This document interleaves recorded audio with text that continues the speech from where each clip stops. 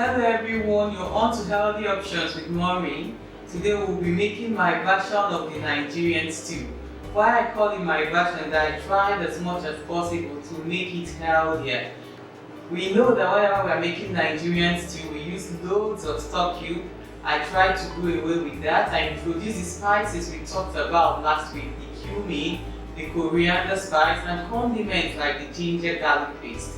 The good thing about these spices is that they have loads of benefits. If you've not watched that video, I'll be leaving a link in the description so that you can take a look at it. I'll also be leaving a link to my channel for videos like this. Please try to visit so that you can see what the channel is all about.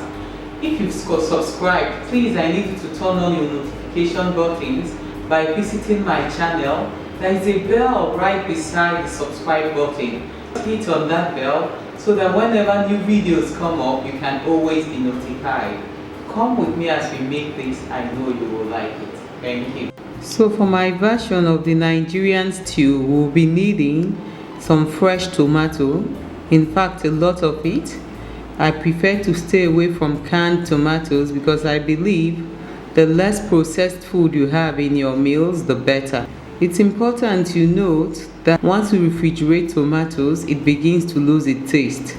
So if you want the best taste out of this version of Nigerian stew, it's better you get your tomatoes and use it up. Or you could preserve it by cooking it as I'm going to show you now, because usually I boil without grinding. So you could boil it up, try to get rid of most of the moisture, store it in the refrigerator, then once you're ready to use, you get it out and you can use. So I'll be transferring these items into the pot right now.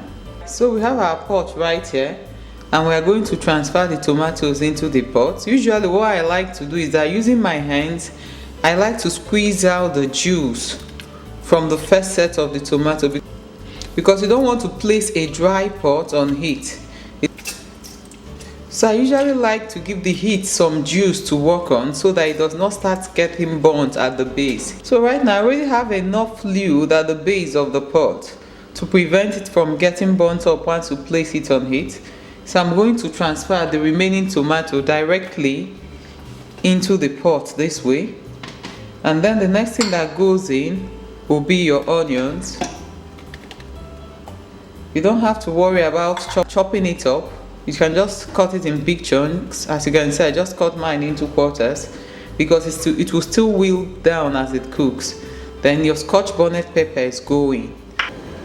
So right now I already placed my tomato, onions and peppers on the stove top.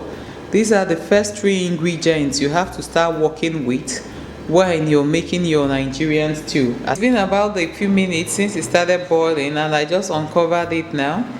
You can see the tomato has released all its juices and you can see how vigorously it's boiling. So I will let it boil and do its thing. Then once it starts reducing its fluid, I will turn down the heat and let it evaporate and dry out completely.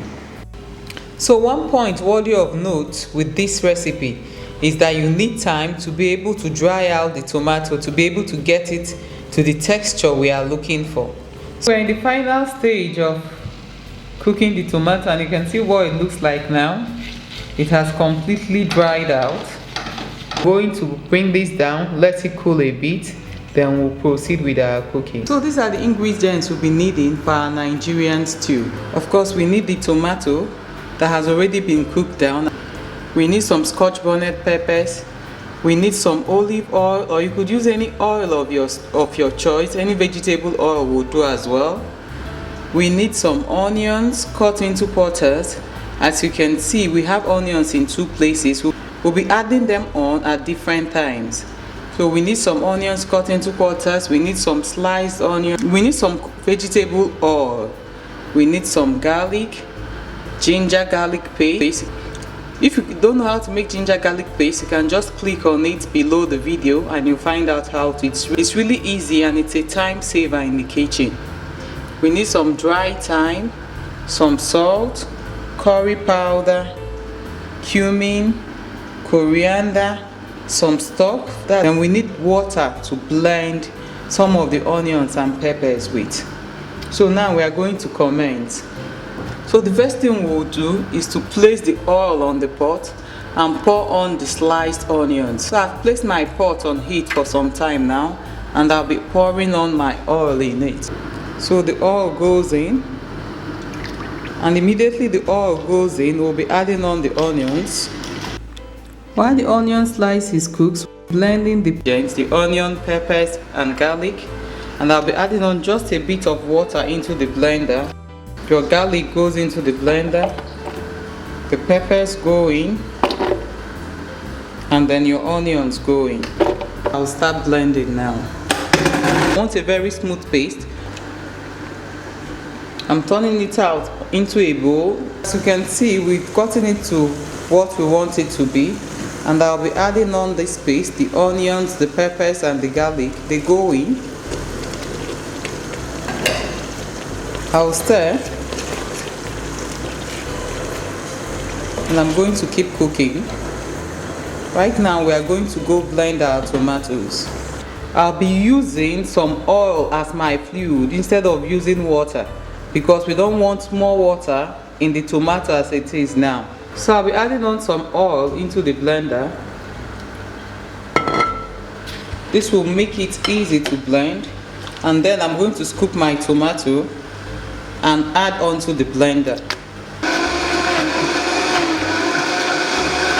So we are done blending, and I'll be turning out the first batch. So the essence of blending with the oil is to stop you from frying the tomato any further than necessary, because once I turn in my tomato into the pot, I'll just be adding on the stock.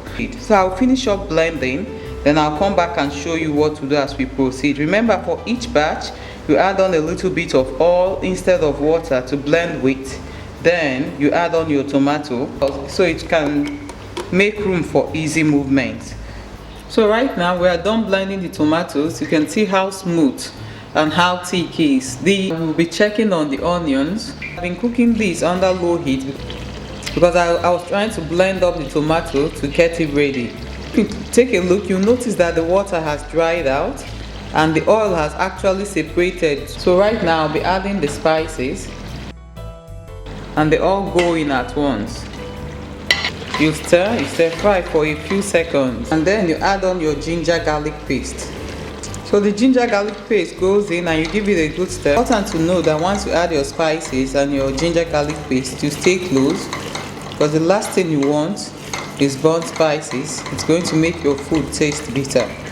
So you stay close and you keep stirring and keep watching it.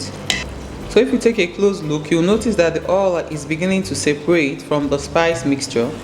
So the next thing that will be going in now will be the tomatoes. So our tomato goes in. So I'll give that a good stir. So and I'll be adding on my stock now. Stock goes in. As you stir, it's very obvious at this stage I need more water. So I'll be adding on a bit of water. So I'll be rinsing out the blender, and I'll be adding on the water from the blender into the stew. Right here we have water from the blender, and I'll be adding it on as well.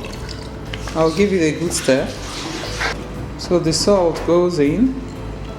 So I'll be adding on a bit of water again to loosen it up, and I'm going to cover this and cook under very low heat. It's important to cook under low heat because the texture of your stew can get burnt really quickly. So it's very important to cook under very low heat.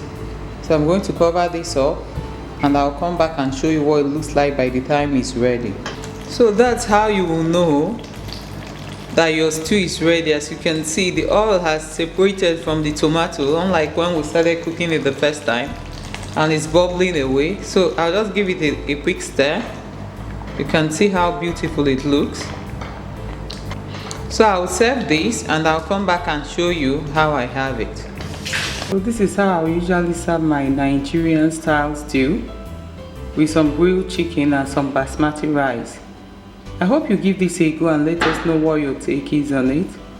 Please, if you've not subscribed, don't forget to do so by hitting on the red button.